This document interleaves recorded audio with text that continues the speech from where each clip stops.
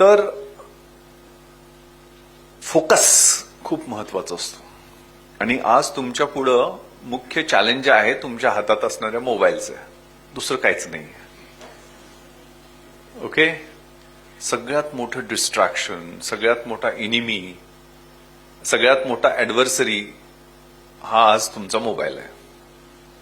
तुमचं मोबाईलचं जे स्क्रीन टाइम आहे ते किती कन्स्ट्रक्टिव्ह आहे, उपयोगाचं आहे, आणि किती टाइमपास स्क्रोलिंगचं आहे, ज्याच्यातनं तुमचं 1.5 मिनिटाचं सुद्धा आता अटेन्शन टाइम नाहीये. If you focus you learn, if you learn you grow, and if you grow then only you can enjoy. तुमचं सगळं काय कंट्रोल त्या मोबाईलनं घेतलेलं आहे.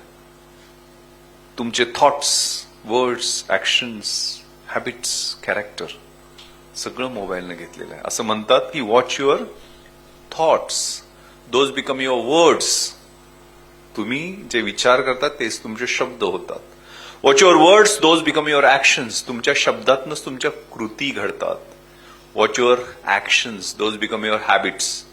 तुम्ही ज्या कृती करत असता, ऍक्शन्स करत असता, त्यातनं तुमच्या सवयी जडतात.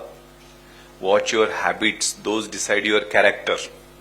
तुमच्या ज्या सवयी असतात त्यातनंच तुमचं चारित्र्य घडतं, आणि your destiny is dependent on your character. तुमचा भविष्यकाळ हा तुमच्या चारित्र्यावर, सवयीवर, विचारावर, शब्दांवर अवलंबून असतो.